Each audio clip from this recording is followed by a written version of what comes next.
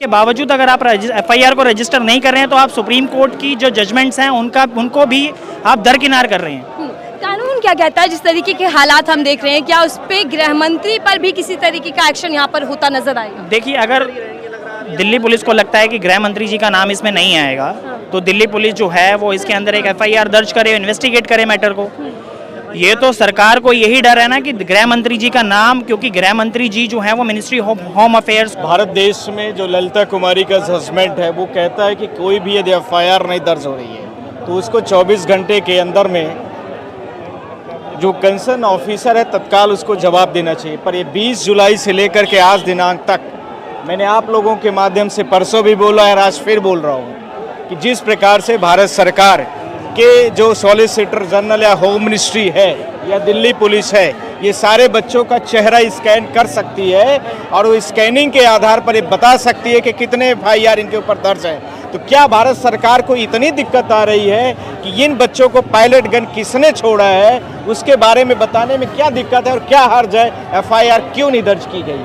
पहला, जिस प्रकार से आज एलओपी को भारत देश में आना पड़ा, पहले ज़माने में होता था कि यदि जनता की आवाज़ और परेशानी आ रही है तो 1 मिनट में एफआईआर दर्ज हो जाती थी। यदि आप लोगों को याद हो तो 2014 के पहले के समय आप सब लोग याद कर सकते हैं। आज यह हो गया है कि यदि कोई भी न्यूज़ चैनल या कोई भी यूट्यूबर्स या कोई भी फेसबुक ब्लॉग कोई भी हो, यदि इस प्रकार से कुछ भी कर देता है या न्यूज़ चला देता है तो उसको ब्लॉक कर दिया जाता है, जिसके बारे में मैंने कंसर्न 2-3 दिन पहले भी इस बात को उठाया था और आज फिर भी बोल रहा हूँ। राहुल गांधी जी को ये छर्रे दिखाने की जरूरत पड़ रही है कि पायलट गन से कितने तरीके से चोट पहुंचाई गई और सरेआम भारत देश का संसदीय मिनिस्टर यह पूरे भारत देश से झूठ बोल रहे हैं कि किसी भी प्रकार की कोई भी पायलट गन नहीं चली है और यदि चली होती तो वो कंसर्न व्यक्ति हॉस्पिटलों में एडमिट होते। दिल्ली पुलिस लेकिन सर यहाँ पे कह रही है इलीगल है आपका प्रदर्शन, अभी भी अनाउंस कर रही है लगातार। दिल्ली पुलिस क्या कहती है? दिल्ली पुलिस से डर कौन रहा है? दिल्ली पुलिस उतनी ही बात करे जितना कानून और उनके पास में जितनी शक्तियां दी गई हैं। यदि हमें कंप्लेन देने की आवश्यकता पड़ने के लिए पूरे भारत देश की जनता को अपील करना पड़े, पूरे भारत देश की जनता को यह बोलना पड़े, तो मुझे लगता है कि कोई हर्ज नहीं होगा कि हम अपने कानूनी अधिकारों की डिमांड के लिए हमें कोने कोने पे भटकने के बजाय हम एक केंद्रित जगह पर आए, क्योंकि जंतर मंतर से जो पायलट गन छोड़ा गया था उसका जुरिडिक्शन पुलिस का और उसके साथ में पुलिस का जो इंस्टेंस है वो सिर्फ और सिर्फ ये जो हमारा पार्लियामेंट स्ट्रीट का पुलिस स्टेशन है वही लगता है। इसलिए यहाँ पर सारे लोग आए। यदि ये राजीव चौक के कहीं और पर होता तो वहाँ पर हम सारे लोग लगते। सवाल यह भी है पूरे देश के लिए कि आज जिस प्रकार से एलओपी भारत देश के सांसदों को एक व्यक्ति के ऊपर एफआईआर दर्ज कराने के लिए या उसमें शामिल लोगों के गिरोहों पर एफआईआर दर्ज कराने के लिए इस प्रकार से उतरना पड़ रहा है, तो पूरे भारत देश के लिए शर्मसार का विषय है, पूरे भारत देश के लिए निंदा का विषय है। और इसके साथ में जिस प्रकार से एफआईआर दर्ज करके एक सिर्फ नाम दिखाया जा रहा है, न कि कंसर्न व्यक्ति का नाम लिया जा रहा है, पूरे भारत देश के लिए शर्मिंदा होने के अलावा कुछ भी नहीं है।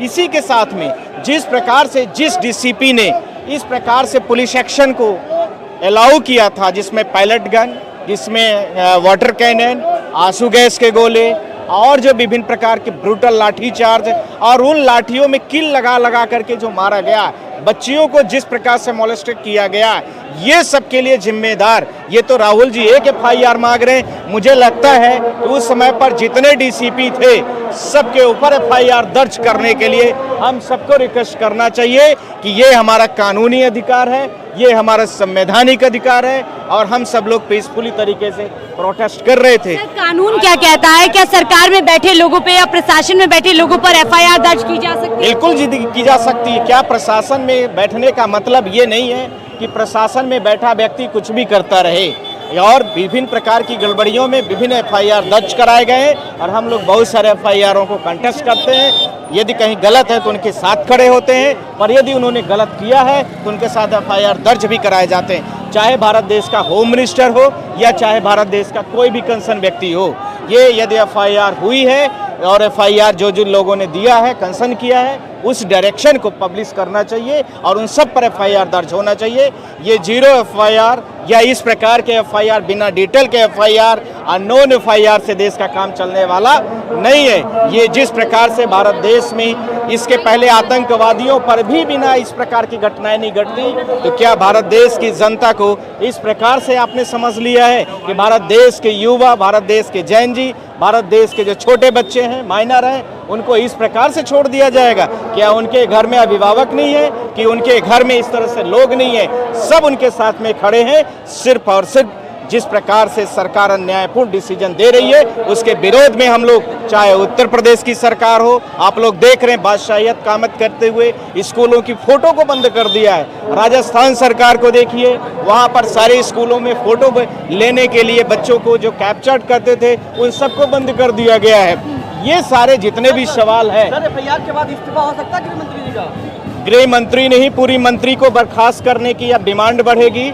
और भारत देश का प्रत्येक बच्चा, प्रत्येक घर का बच्चा अब जेनजी हो चुका है, चाहे वो अपने पेरेंट्स से बोले या न बोले। अब तो अमित शाह और नरेंद्र मोदी से नहीं, पूरा मंत्रिमंडल से बात बनेगी। अब पूरे भारत देश के बच्चों की जवाबदेही जब सरकार नहीं पूरी करेगी, तो अब सरकार, अब जनता, पूरे घर घर के हर एक व्यक्ति अपने कानूनी अधिकार के लिए अब इस सरकार को सस्पेंड करने के लिए यह सरकार अपने मोरल वैल्यूज के आधार पर खुद ही इस्तीफा दे दे, मेरे हिसाब से ज्यादा अच्छा होगा। सर, आपको लगता है दिल्ली पुलिस दबाव में है गृह मंत्री के या किसी भी के दबाव में? देखिए, जिस प्रकार से चीफ पुलिस कमिश्नर आप दिल्ली 19 तारीख को आप सबको पता हो गया, या 18 तारीख को, जिस प्रकार से एकाएक चेंजेस किए गए हैं, और वो सुबह आते आते पूरे आपने देखा होगा कि जंतर मंतर में जा करके किस प्रकार की यूनिफॉर्मों के साथ फर्जी डॉक्टर बनकर के जिस प्रकार से सोनम वांगचुक को उठाया गया, उसके बाद लाठीचार्ज कराए गए। लाठीचार्ज हस्त्र का विषय नहीं था, सबसे घिनौना और सबसे गंदा विषय यह था कि सबसे एक पायलट गन पीड़ित छात्र को FIR कराने के लिए, उसका साथ देने के लिए नेता प्रतिपक्ष को अंदर धरना देना पड़ा है थाने के अंदर। आप कानून के जानकार हैं, क्या कहेंगे वकील, इस तरीके की FIR दर्ज कराने में प्रशासन को इतनी देरी क्यों करनी पड़ी? देखिए, पहली बात तो जिस तरीके से उनके ऊपर पैलेट गन से हमला हुआ, उनकी आंख जाते जाते बची, जो कि एक कॉग्निजेबल ऑफेंस है। अगर हम कानूनी भाषा में समझें तो एक कॉग्निजेबल ऑफेंस है, और पुलिस अंडर ड्यूटी बाउंड है FIR करने के लिए। सुप्रीम कोर्ट की हर तरीके की जजमेंट है, ललिता कुमारी जजमेंट की बात करें या उसके बाद की जजमेंट की भी बात करें, तो police is under duty bound कि वो FIR को रजिस्टर करे। बट आप जिस तरीके से देखें, इंक्वायरी ऑफिसर का नाम जब पूछा गया तो उस बारे में कोई जवाब नहीं दिया गया। DCP साहब जो हैं वो ढंग से जवाब नहीं दे पाए, कुछ बता नहीं पाए कि क्या करेंगे, क्या नहीं करेंगे, क्या हो रहा है आगे। तो जिस तरीके से बात को सिर्फ और सिर्फ टालने की बात की जा रही है, तो उसको लेकर के राहुल गांधी जी अंदर धरने पे बैठे हुए हैं। वो सिर्फ ये कह रहे हैं कि आप FIR रजिस्टर करो और इस मामले की इन्वेस्टिगेट करो कि किसके कहने पे पैलेट गन का इस्तेमाल किया गया, और जिस तरीके से छात्रों के ऊपर लाठीचार्ज हुआ, पैलेट गन का इस्तेमाल हुआ, आंसू गैस के गोले छोड़े गए। FIR दर्ज न करना कानून का मजाक उड़ाने बराबर है। ये तो मजाक उड़ाना ही है ना, कि despite being a cognizable offence, जब आपको पता है कि ये कॉग्निजेबल ऑफेंस हुआ है, आप ड्यूटी बाउंड हो अंडर लॉ कि आप उसके अंदर एक FIR के बावजूद अगर आप FIR को रजिस्टर नहीं कर रहे हैं, तो आप सुप्रीम कोर्ट की जो जजमेंट्स हैं उनको भी आप दरकिनार कर रहे हैं। कानून क्या कहता है? जिस तरीके के हालात हम देख रहे हैं, क्या उस पे गृह मंत्री पर भी किसी तरीके का एक्शन यहाँ पर होता नजर आएगा? देखिए, अगर दिल्ली पुलिस को लगता है कि गृह मंत्री जी का नाम इसमें नहीं आएगा, तो दिल्ली पुलिस जो है वो इसके अंदर एक FIR दर्ज करे, इन्वेस्टिगेट करे मैटर को। ये तो सरकार को यही डर है ना कि गृह मंत्री जी का नाम, क्योंकि गृह मंत्री जी जो है वो मिनिस्ट्री ऑफ होम अफेयर्स को हेड करते हैं, और उनके कहने पर ही ये सब कुछ हुआ होगा। पैलेट गन को इस्तेमाल करने की इंस्ट्रक्शंस कहाँ से आई होगी? मिनिस्ट्री ऑफ होम अफेयर्स से आई होगी। अगर उन्होंने नहीं दी होगी तो उनके नीचे जो अधिकारी उन्होंने दी होगी, तो उनको कुछ ना कुछ तो पता होगा कि पैलेट गन का इस्तेमाल किया जा रहा है, आंसू गैस के गोलों का इस्तेमाल किया जा रहा है, पुलिस डंडे से मारेगी, डंडों में कील लगा करके मारेगी, तो कुछ ना कुछ तो उनकी नज़र में होगा। ऐसा तो है नहीं कि उनको कुछ पता ही नहीं होगा। और इतना कुछ बीत जाने के बाद भी दिल्ली पुलिस को FIR रजिस्टर कर देनी चाहिए थी। अभी तक किस बात का इंतजार कर रही है दिल्ली पुलिस? अब तक तो FIR रजिस्टर करके कंप्लेनेंट को दे देनी चाहिए थी कि आपकी FIR रजिस्टर हो गई है, हम मामले को इन्वेस्टिगेट करेंगे। यहाँ पे बात ही खत्म हो जाती।